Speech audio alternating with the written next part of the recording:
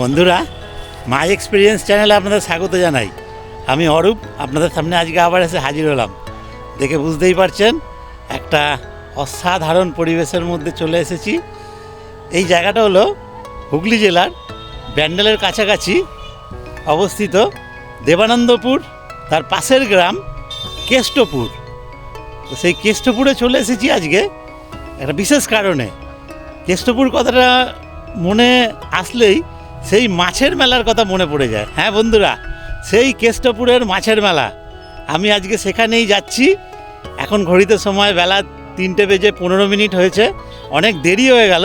সকাল সকাল আসলে অনেক সুন্দর সুন্দর মাছ দেখাতে পারতাম, কিন্তু সেটার আমার সৌভাগ্য হলো না। অনেক কাজের মধ্যে আটকে গেছিলাম। তাহলেও শেষ পর্যন্ত যে আসতে পেরেছি, এটাই আমার কাছে অনেক। আর একটা মনোরম পরিবেশের মধ্যে দাঁড়িয়ে আছি, সেটা তো আপনারা দেখতেই পাচ্ছেন। আমার সামনে সর্ষে ক্ষেত, আর সেই সর্ষে ক্ষেতের হলুদ যে ফুল ফুটে থাকা অবস্থায় যে ক্ষেতের যে সৌন্দর্য, সেটা আপনাদের দেখাবো বলেই আমি রাস্তা থেকে কিছুটা ভেতরের দিকে ঢুকে আসলাম। আর আপনাদের সঙ্গে কথাও বলে নিচ্ছি, কারণ আমি তো এখন কেষ্টপুরের মাছের মেলায় ঢুকবো। তো মাছের মেলায় ঢোকার পরে ওখানে মেলার যা ভিড় ভাড়ের মধ্যে যা অবস্থা, তাতে কতদূর কথা আপনাদের সঙ্গে সামনাসামনি বলতে পারবো, সেটা একটুখানি আমার সন্দেহের বিষয়। তো সেই কারণে আমি এখানেই আপনাদের সঙ্গে কথা বলে নিলাম। যদি কথা না বলতে পারি, শুধু আমরা ভিডিও দেখব, শুধু আমরা ওখানকার পরিবেশটা উপভোগ করব। আর একটা গ্রাম্য মেলা, একদম সুন্দর আম্রকুঞ্জের মধ্যে, একটা সুন্দর সবুজের মধ্যে সেই মেলা কেমন, সেটা আমরা না হয় এবার আরও একবার পরখ করি। আর এই মনোরম পরিবেশ, সেটাও আমরা এখন উপভোগ করে নিচ্ছি। তো চলুন বন্ধুরা, এই কেষ্টপুরের মাছের মেলা এখন আমরা দেখতে থাকি। আর আমি যখন মেলার মধ্যে ঢুকবো, মানে মেন রোড থেকে গলিতে ঢুকে যাব, তখন আমি আমার হেলমেটে ক্যামেরাটা লাগিয়ে নেব। মানে কীরকম মানুষজন ঢুকছে বেরোচ্ছে, সেটা দেখলে খানিকটা বুঝতে পারবেন। আমি গিয়ে বাইক গ্যারেজ করার পরে ওখান থেকে আমি বেরিয়ে পুরো মেলাটা ঘুরবো, তারপরে ঘুরে ফেরত আসবো। আজকে এইটুকুই। চলুন আমরা এগিয়ে যাই। এখন আমরা কেষ্টপুরের মাছের মেলা, এই 2026-এর সেই মেলা কেমন, চলুন দেখি। অনেক বড় বড় মাছ, চলুন দেখি কি কি আছে এখনো মেলায় অবশিষ্ট আমাদের জন্য। চলুন।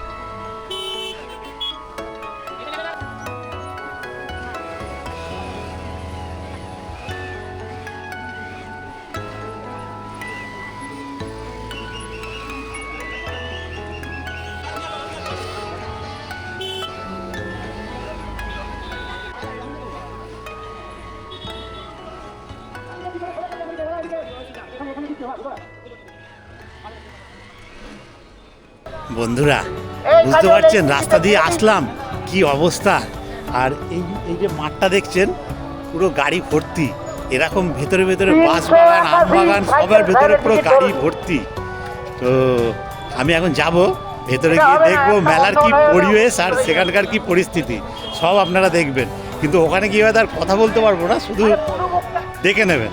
চলুন এগিয়ে যাই।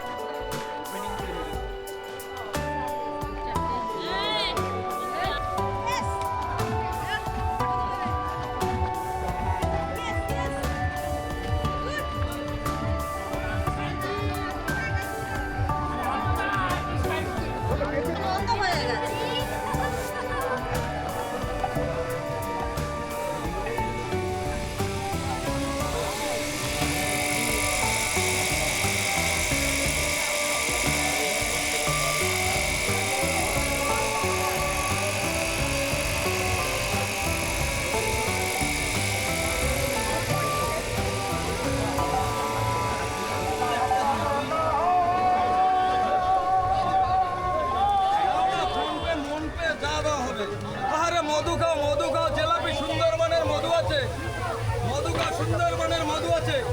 একটা জিলাপি খাবেন, মানুষের আপনাদের দিন দিন আয়ু শেষ হয়ে যাচ্ছে। শুধু খালি ভেজাল খাচ্ছেন, ভেজাল খাইয়েন না।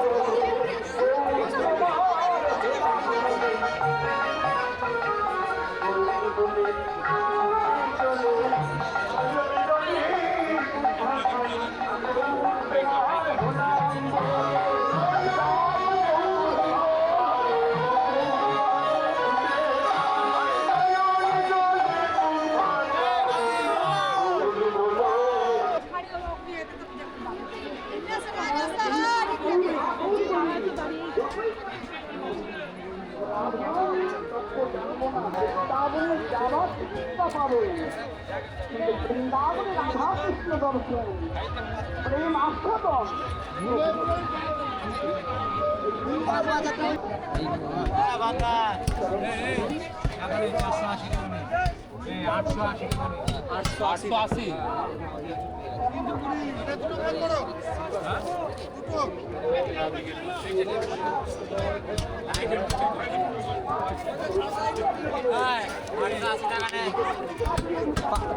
380 অনলাইন করছো 880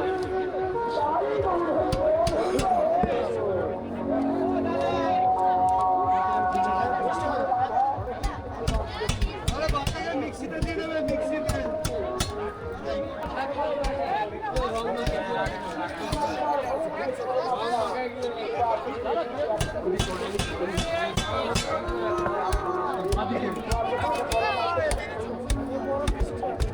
বর্মন ফিশ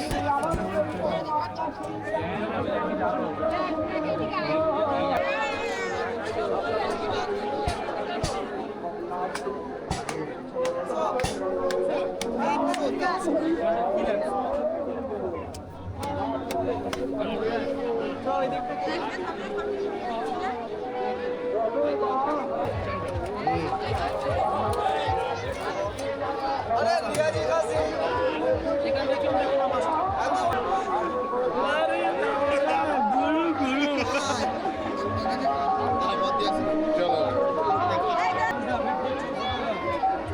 কম কম কত কম কত কম কতগুলো রোজে নেবে এগুলো 2 কিলো দেখাও দেখো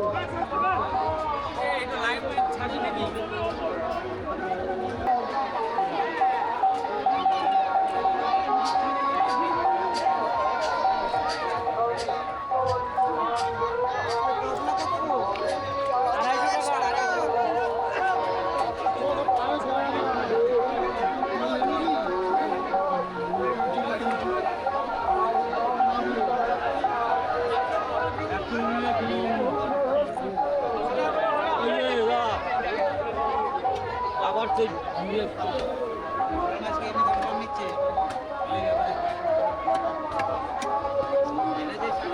কত 700 টাকা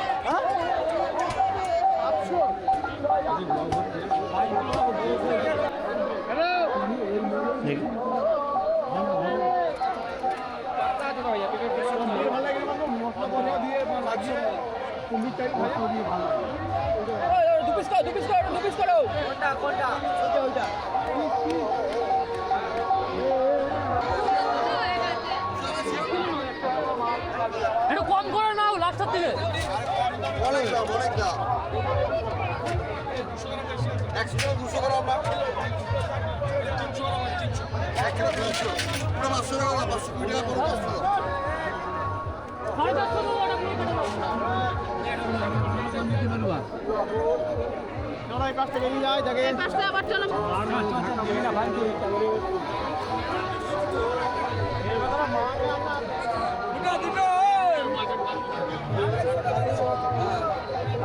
বাবা কি ভাই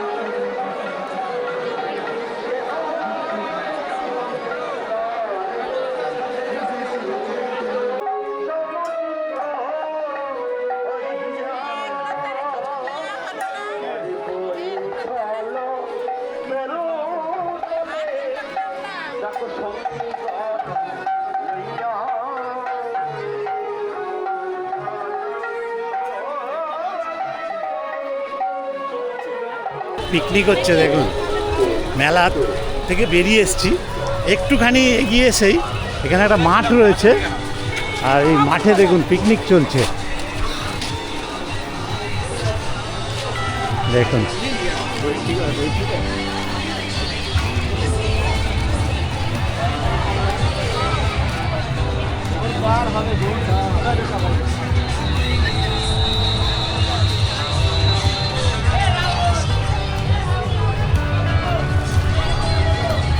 পিকনিক মানে এই যে একদিনের মেলা, কেষ্টপুরের মেলা, এটাকে মানে উপলক্ষ করে এখানে একটা মানে উৎসবের আমেজ তৈরি হয়। সেটা আপনারা দেখে বিলক্ষণ বুঝতে পারছেন যে কত মানুষ চলে এসেছে পিকনিক করতে। আর এই জায়গাটাও সুন্দর, পিকনিক করার মতনই।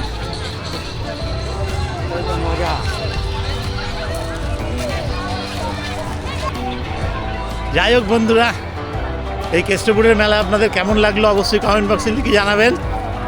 আর আমার এই মেলার ভিডিও আপনাদের কেমন লাগলো সেটাও জানাবেন। যাই হোক, এই ভিডিও আর দীর্ঘায়িত করবো না। ভিডিও যদি ভালো লাগে অবশ্যই লাইক করবেন, বন্ধুবান্ধব আত্মীয়স্বজনদের একটু শেয়ার করবেন। সাবস্ক্রাইব করা না থাকলে আমার চ্যানেলটা সাবস্ক্রাইব করে নেবেন, এই ধরনের ভিডিও আগামী দিনও পেতে থাকবেন।